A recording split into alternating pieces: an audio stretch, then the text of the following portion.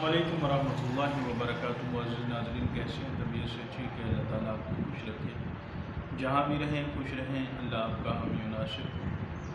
کل ہم نے لقبے پہ بات کی تھی، تو آج ہم بات کریں گے فالج پہ کہ فالج کیا ہے، فالج کے معنی کیا ہے، فالج کی تعریف کیا ہوتی ہے، فالج کسے کہتے ہیں۔ فالج کا معنی ہے آدھا آدھا، یعنی جسم آدھا ٹھیک ہوتا ہے اور آدھا سن ہو جاتا ہے، آدھا مفلوج ہو جاتا ہے، اس کو فالج کہتے ہیں۔ اور اس مرض میں نصف بدن صحیح اور نصف یعنی آدھا بدن صحیح ہوتا ہے اور آدھا مرض میں مبتلا ہو جاتا ہے۔ فالج لمبائی میں سر سے لے کر پیر تک تمام اعضاء کے ڈھیلے ہو جانے کا نام ہے۔ سر سے لے کر پاؤں تک تمام ایک حصہ دائیں ہو یا بائیں ہو، اس کے تمام اعضاء کے ڈھیلے ہو جانے کا نام فالج ہے۔ متاثر یعنی سن شل ہو جانے کا نام فالج ہے۔ ناظرین، اس میں حس و حرکت ناقص، باطل یا زائل ہو جاتی ہے، اور اس کی وجہ سے صرف دماغ کی شریانوں میں سدہ پڑ جانا ہے۔ یہ مرض عموماً 50 سال کی عمر میں ہوتا ہے، یہ مرض عموماً 50 سال کی عمر میں ہوتا ہے، اور عورتوں کی نسبت مردوں میں یہ زیادہ مرض پایا جاتا ہے۔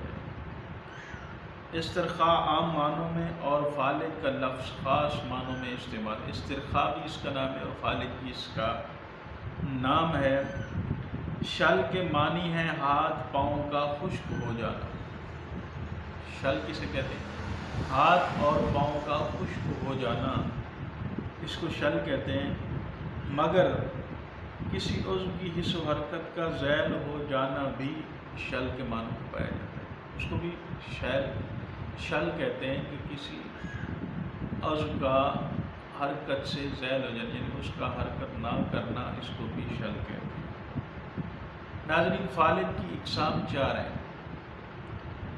فالج مقامی، فالج نصفی، اور فالج اطرافی، فالج عمومی، یہ 4 اس کی قسمیں ہیں۔ اور فالج کن سبب کی وجہ سے ہوتا ہے، فالج کے اسباب کیا ہیں؟ یہ مرض عموماً موسم سرما میں ہوتا ہے، سردی کے موسم میں یہ مرض ہوتا ہے۔ ضعیف بوڑھے جن کے جسم میں بلغم کی زیادتی ہو یا پھر سرد مزاج والے لوگ اس میں مبتلا ہوتے ہیں۔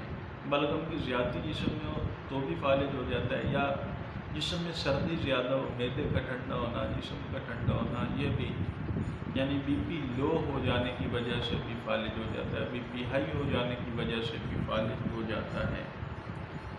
اگر یہ مرض جوانوں میں ہو جائے تو دیر تک علاج کرنے سے بندہ شفا یاب ہو جاتا ہے۔ فالج کا سبب لیسدار بلغم ہے۔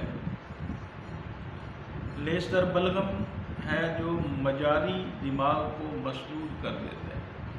دماغ میں خارج جاری جو خون ہوتا ہے اس کو یہ روک دیتا ہے، مسدود کر دیتا ہے، اس کی وجہ سے ہی فالج ہوتا ہے۔ بلغم اگر پورے دماغ پر اور اس کے ساتھ ریڑھ کے موڑوں تک چھا جائے تو حس و حرکت کی قوت ختم ہو جاتی ہے، اور اس میں مریض کے مرنے کے امکانات پیدا ہو جاتے ہیں، مریض مر بھی سکتا ہے۔ علاج تو سنت ہے، کرنا چاہیے، لیکن اگر بلغم زیادہ ہو جائے دماغ میں یا ریڑھ کے موڑوں، پہلا جو موڑ ہے وہاں تک یہ بلغم پہنچ جائے تو اس کا علاج تھوڑا مشکل ہوتا ہے اور مریض کے مرنے کے امکانات زیادہ ہو جاتے ہیں۔ رطوبتوں کا اثر اگر دماغی اور نخاعی اعصاب پر پڑے تو اس سے فالج مالقوا لاحق ہو سکتا ہے۔ یعنی یہ رطوبتیں اگر اعصاب پر زیادہ پڑ جائیں یا نخاعی اعصاب پر زیادہ پڑ جائیں تو اس سے فالج اور لقوے کے اسباب بڑھ جاتے ہیں، اور اگر ان کا اثر دونوں جانب پڑے تو اعصاب نخاعیہ بند ہو جاتے ہیں، تو اس سے جسم بیکار ہو جاتا ہے، جسم کام چھوڑ دیتا ہے۔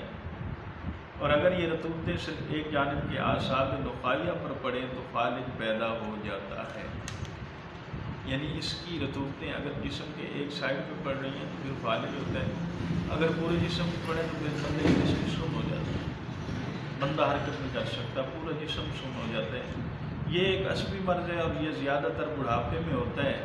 یہ فالج جو ہے یہ عصبی مرض ہے اور زیادہ تر بڑھاپے میں ہوتا ہے، کیونکہ بڑھاپے نظام انہضام کمزور ہو جاتا ہے، بندے کا نظام خوراک ہضم ہونا صحیح طور پہ نہیں رہتی، تو اس کی وجہ سے بھی یہ فالج ہو جاتا ہے، اور غیر طبی رطوبتوں کی زیادتی ہو جاتی ہے اور طبی رطوبتیں ختم ہو جاتی ہیں۔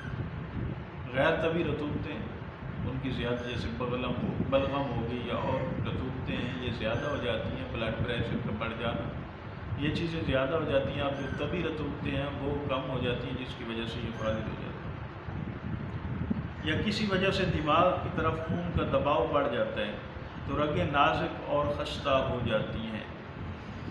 دماغ کی طرف خون کا بڑھ جانا، اس کا دباؤ بڑھاؤ زیادہ ہو جائے، بہاؤ زیادہ ہو جائے تو بی پی بندے کا اپ ہو جاتا ہے، جب بلڈ پریشر اپ ہوتا ہے تو صاف ظاہر فالج ہو۔ تو پھر اس کا اثر دماغی اعصاب یا دماغی اور نخاعی دونوں جسم کے اعصاب پر ہوتا ہے، فالج بھی ہو سکتا ہے، لقوہ بھی ہو سکتا ہے۔ ٹھیک ہے ناظرین، اس کی علامات کیا ہیں؟ فالج کی صورت میں مریض ایک طرف کی آنکھ زور سے بند نہیں کر سکتا، ایک طرف کی آنکھ اس طرف فالج ہوتا ہے وہ کھلی رہتی ہے، یہ فالج کی علامت ہے، نشانی ہے، وہ اپنی ایک طرف کی آنکھ بند نہیں کر سکتا۔ یہ لقوے میں بھی اسی طرح ہوتا ہے اور فالج میں بھی اسی طرح ہوتا ہے۔ اس کے علاوہ پیشاب کا رنگ سفید اور غلیظ ہوتا ہے، کبھی پیشاب سفید آئے گا، کبھی اس میں گلاس نہیں، یعنی وہ گدلا مٹیالہ آئے گا اور اس سے بدبو آئے گی۔ ہاضمہ خراب ہو جاتا ہے، قبض رہنے لگ جاتی ہے، سر میں درد اکثر رہتا ہے اور یہ سر درد شدید ہوتا ہے، منہ کا ذائقہ پھیکا ہو جاتا ہے، کسی چیز کا ذائقہ بندے کو محسوس نہیں ہوتا، چہرہ کس قدر ٹیڑھا ہو جاتا ہے، چہرہ بھی کسی قدر ٹیڑھا ہو جاتا ہے اور آنکھ بھی بند نہیں ہو سکتی، بندے کا ہاضمہ خراب ہو جاتا ہے، پیشاب کا رنگ سفید اور غلیظ، یعنی اس سے بدبو بھی آتی ہے، غلیظ ہوتا ہے، اسی طرح منہ کا ذائقہ پھیکا پڑ جاتا ہے، قبض زیادہ رہتی ہے، سر میں شدید درد ہوتا ہے، یہ اس کی علامات ہے۔ فالج کا اثر سوائے چہرے کے تمام جسم پر ہو تو اس امر کی دلیل ہے کہ مادہ مرض کا تعلق ریڑھ کے پہلے مورے سے، یعنی اثر اگر چہرے کے علاوہ باقی جسم پر ہو تو اس کا تعلق جو ہے نا ریڑھ کے پہلے مورے کے ساتھ ہو، اور جب اس کا اثر جسم اور چہرے پر ہو تو اس مرض کا تعلق دماغ کے ساتھ ہو، جب چہرے اور باقی جسم کے ساتھ یہ مرض لاحق ہو تو پھر اس کا تعلق جو ہے نا دماغ کے ساتھ ہوتا ہے، اور اگر چہرے کے نیچے کے اعضاء متاثر ہو تو اس کا تعلق دماغ کے خاص جز معاشرہ سے ہوتا ہے۔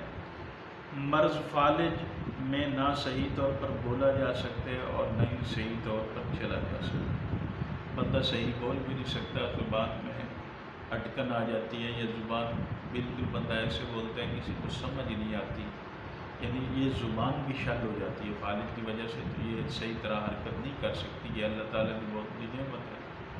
آج ہم تو اسے چغلی، گالم گلوچ، غیبت، جھوٹ، فراڈ، اس میں زبان کو استعمال کر رہے ہیں۔ ان حضرات سے پوچھیں جن کی یہ زبان شل ہے، جو بیچارے صحیح طرح بول نہیں سکتے، ان سے پوچھیں زبان کی کیا قدر ہے، تو ہمیں بھی اس زبان کی قدر کرنی چاہیے، اور اس سے جھوٹ، گالم گلوچ نہیں بلکہ اللہ کا قرآن، نبی علیہ الصلوۃ والسلام کا فرمان پڑھنا چاہیے، اور ہر وقت ہماری زبان پہ درود و سلام، استغفار اور اللہ کی حمد و ثنا کی کثرت ہونی چاہیے، تاکہ زبان کی جو زکوٰۃ ہے وہ ادا ہوتی رہے، اور اللہ ہماری زبان کو، ہمارے جسم کو اس فالج لقوے سے محفوظ فرمائے۔